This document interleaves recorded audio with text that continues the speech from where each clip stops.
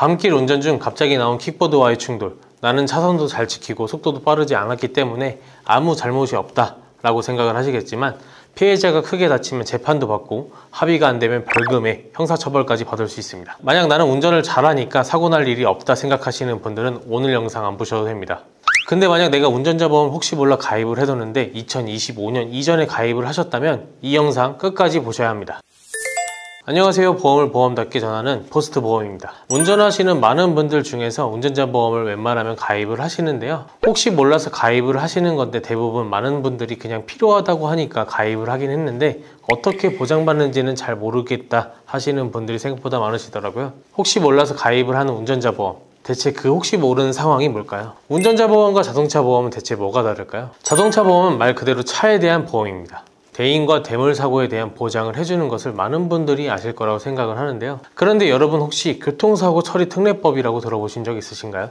내가 만약 자동차 보험을 가입하지 않고 교통사고를 냈다, 그런 피해자가 공소제기를 할 수 있습니다. 그렇다면 자동차 보험을 가입을 하면 공소제기가 안 되겠죠? 여기서 공소제기는 검사의 수사 결과 범죄 혐의가 있고 처벌할 필요가 있다고 판단을 하면 공소를 제기를 할 수가 있는 것인데요, 검사가 법원에 특정 피고인의 형사사건에 관하여 유죄 판결을 요구하는 거라고 생각을 하시면 되는데요, 쉽게 말씀드리면 법원의 심판을 요구를 하는 거라고 생각을 하시면 됩니다. 일반적인 사고에서는 당연히 해당이 되지는 않고요, 중대법규 위반으로 인한 부상, 중상해, 그리고 사망사고가 일어난 경우에 공소제기가 됩니다. 즉 이렇게 되면 재판을 받아야 하는데요, 재판을 받을 경우에는 변호사 선임이 반드시 필요하겠죠. 이 재판으로 인해서 벌금형이나 형사처벌이 있기 때문에 조금 더 나은 방향으로 이끌도록 변호사분들의 도움이 필요하실 거라 생각을 합니다. 이 재판 속에서 가장 중요한 것은 피해자와의 합의가 가장 중요합니다. 근데 운전자 보험 필수 특약 3가지 많이들 들어보셨을 건데요, 교통사고 처리 지원금은 피해자와의 합의 비용을 보장해주고,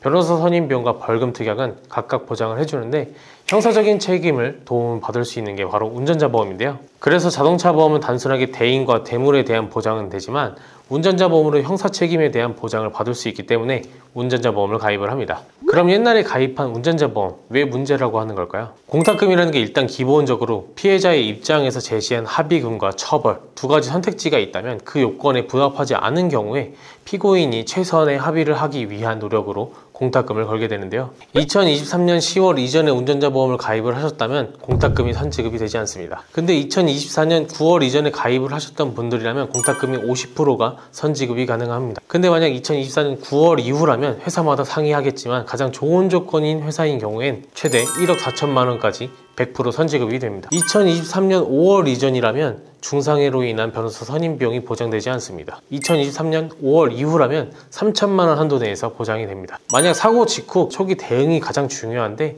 보장받는 것은 2022년 10월 이전이라면 경찰 조사 단계에서 변호사 선임 비용이 보장되지는 않지만 이후에 가입하신 분들은 보장되기 때문에 반드시 참고를 하셔야겠죠. 생각보다 비탑승 중 사고가 빈번히 일어나는데요, 말 그대로 내가 차에 탑승하지 않은 상황에서 차가 미끄러져서 지나가는 행인을 중상해를 입혔다면 2024년 4월 이전에 가입하신 분들은 보장이 되지 않습니다.